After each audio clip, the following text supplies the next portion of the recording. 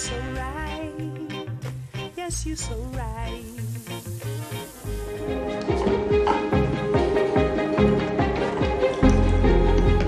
Hey guys, welcome to another episode of Urban Jungle Food. Today's episode, we'll be looking at chives.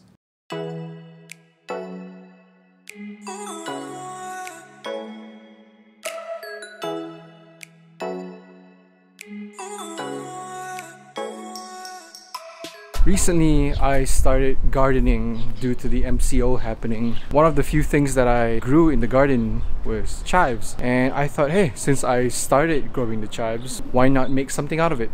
Let's go get some chives and I'll show you how to make it. Alright, so here are the chives that I got so far. I mean it's okay for a start. I haven't really started gardening at all. So yeah, so I'm gonna harvest these up so we can make that oil that I talked about. And yeah, let's do it.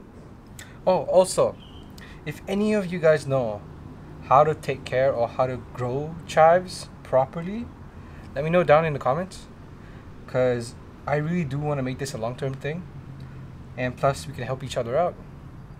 Alright, let me get my scissors and we can start cutting these up.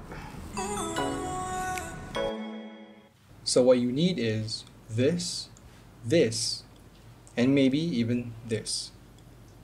First off, we're gonna cut the chives into small chunks. You don't have to make it fine, just chunky is good. And if you're gonna add in green onions, now's the time to cut it up as well. Next, we're gonna add in our canola. We're gonna let that heat up for a bit. And once it heats up, add in the chives slowly. Let the flavors get absorbed into the oil. Once the chives have a little bit of color on them, then you add in the green onions. Make sure you add them slowly because the green onions still have moisture in them and you do not want to get splashing oil.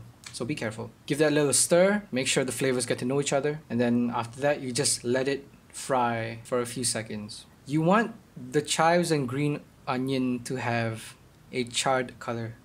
It's okay if it looks a bit charred, but as long as you don't burn it, it's fine. So as you can see here, the color is looking pretty good right now. In my case, I like it a bit darker.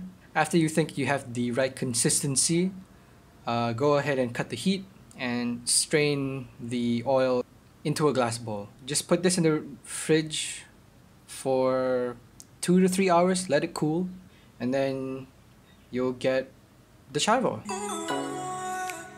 Alright, so this oil has a myriad of uses. You can use it in your everyday cooking to add in a bit more flavor, or you can even use it as a flavoring base for your soups. I'll show you a few examples. So here I'm making a grilled cheese. Just a simple thing, two slices of bread, cheese, put them together. And here I add in the oil. Leave that on for maybe 1 to 2 minutes at most. Then after that, flip it and put in the same amount of oil and butter and repeat the process. And what you get is a perfectly good looking grilled cheese. I mean, look at that. Cut that open, give it a good cross section, and there you go. Perfectly good grilled cheese.